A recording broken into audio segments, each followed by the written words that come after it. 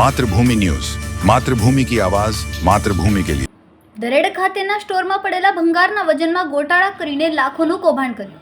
મોરબીની બે પેઢી સામે ગુનો નોંધાયો.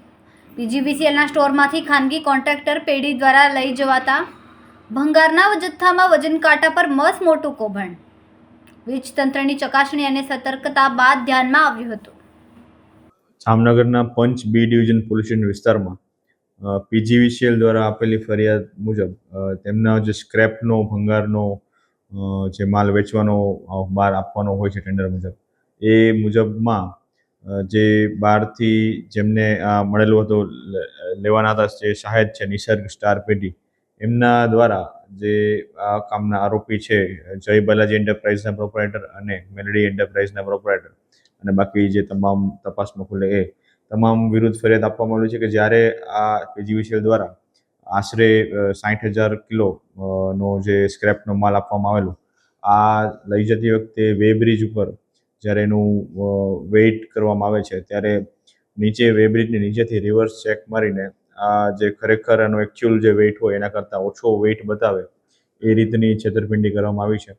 અને આ બાબતનો જે 60,000 કિલોગ્રામનો સ્ક્રેપ છે એની બદલે ફક્ત 42,000 સ્ક્રેપ બતાવી કિલોગ્રામ સ્ક્રેપ બતાવી આશરે 18,000 કિલોગ્રામ જેટલા એલ્યુમિનિયમના સ્ક્રેપનું છેતરપિંડી કરેલી છે, જેના આશરે કિંમત 41 લાખ જેટલી થાય છે. તો આ બાબતની તપાસ હાલ પંચ બી ડિવિઝન પોલીસ સ્ટેશનમાં નોંધાયેલી છે અને આમાં જામનગર આરએસઓમાંથી જૂના એલ્યુમિનિયમ વાયરનો સ્ક્રેપ ઉપાડવા માટેનું એક ટેન્ડર એમએસટીસીના પ્લેટફોર્મમાંથી નિસર્ગ સ્ટાર એલએલપી નામની કંપનીને મળેલું હતું. આ માટેના મટીરિયલના પૈસા એમને પીજીવીસીએલમાં જમા કરાવેલા હોય, એના અનુસંધાને એમને 82.303 મેટ્રિક ટન એલ્યુમિનિયમનો સ્ક્રેપ લઈ જવા માટેનો ઓર્ડર મળેલો હતો. આ અનુસંધાને આ કંપની દ્વારા 5 ટ્રકથી 42.650 મેટ્રિક ટન જેટલું મટીરિયલ લઈ જવામાં આવેલું હતું. ત્યારબાદ બીજા 2 ટ્રકથી એમને મટીરિયલ લઈ જતા હતા. એ દરમિયાન એમણે આ જે વજન છે ટ્રકનું, એમાં અમારી આરએસઓની કમિટી જે છે એ લોકોને શંકા જતાં એમણે આગળ તપાસ કરી હતી કે આ જે વજન છે વેબ્રિજ ઉપર એ 11.505 જેટલું નોંધાયું હતું, પણ આ વજન બરાબર નહીં હોવાનું ડાઉટ જતાં એમણે ફરીથી પાછું એમને વજન કરવા માટે કહ્યું હતું. આ વજનમાં આગળ તપાસ કરતા અને વેબ્રિજવાળાનો સંપર્ક કરીને બધું જાણકારી મેળવતા સ્ટોરના સ્ટાફને, કમિટીને અને વેબ્રિજવાળાને બધાને જાણકારી થઈ હતી કે વેબ્રિજના કાંટામાં સ્ક્રેપ જે લઈ જવાવાળી કંપનીઓ છે એ લોકો કોઈ ચાળા કરે છે, અટકચાળા કરે છે અને વજન છે એ ખોટું નોંધાય એવી કોઈ છેતરપિંડી કરી રહ્યા છે. આ બધું જાણમાં આવતા આ બધી વાતની વિગત છે એ અમે પોલીસને જાણ કરેલી હતી અને સ્ટોરની કમિટી અને વેબ્રિજવાળા બધાએ જે કંઈ એમની પાસે પુરાવા હતા એ પોલીસને આપેલા હતા કે આવી રીતના જે માલસામાન લઈ જાય છે એ લોકોએ વજનમાં છેતરપિંડી કરી અને કંપનીને અને બધાને છેતરવાનો પ્રયત્ન કરેલો છે.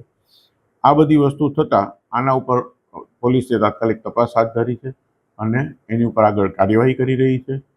આનાથી જે કંઈ આગળનું જેટલો ટોટલ 5 ટ્રકમાં માલ લઈ ગયા છે એમાં પણ કેટલું માલમાં કેટલું વજનમાં વધઘટ થઈ છે એનો હિસાબ કરી અને કમ્પ્લીટ એનો તારણ કાઢી અને સ્ટોરની કમિટીએ નક્કી કર્યું છે એ પ્રમાણે 41 લાખ રૂપિયાનું મટીરિયલ છે એનું ફરક આવે છે.